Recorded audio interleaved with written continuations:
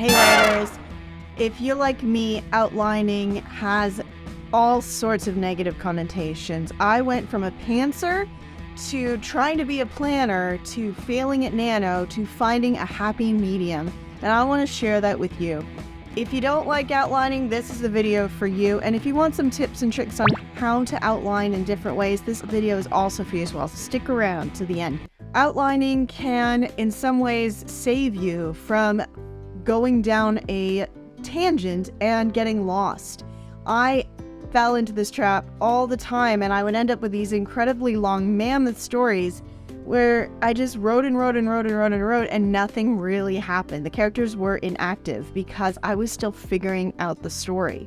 And that is where plot comes down. And so when you're brainstorming, if you struggle with plot like I do, a really great way to do it is to kind of storyboard it and think about the story from a plot perspective. If you tend to be more plot driven and you struggle with character development or setting or descriptions, mind maps help a lot with that. And these are ways to do outlining without actually doing outlining, because it's just a brainstorming process when you're thinking about the book, when you're thinking about that kind of story idea that you have. Because even if you're a pantser, generally when you sit down, you don't sit down and go, I want to write a story and I don't know what it's about, I don't know anything.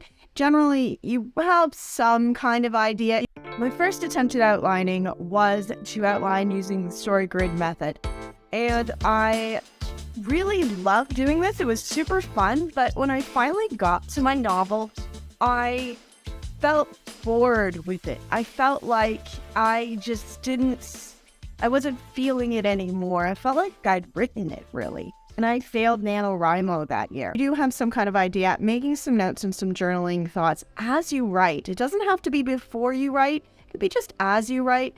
Keep note of the things that you're putting into the story. And like, I want to bring this back later. Just like a notebook next to your writing, write down, remember to come back to this, or go back and delete it because you're not going to use it. There are a lot of worksheets available, and I've broken down a lot of different writer strategies at this time, and you can grab a lot of those from my Patreon.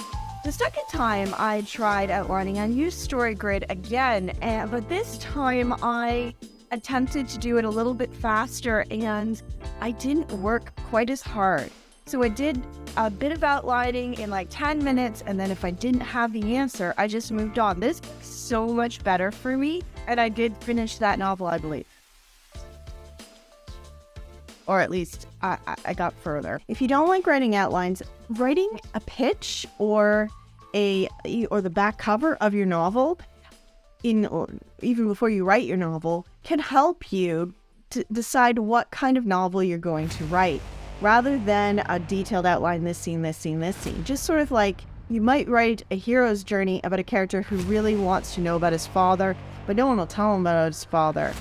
Meanwhile, a galactic war is happening around him, and he gets swept up into it and realizes that the villain at the helm of the entire galactic battle is in actuality his father. So that's Star Wars, but you might have that outline in front of you, and that kind of brings you, and you can know what the story is about that way.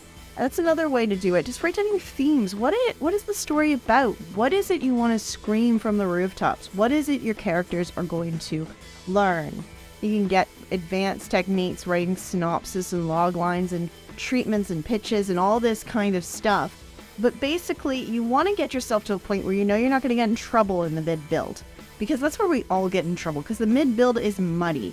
And it is complicated, and it can get dreary and boring if you don't know what you're doing.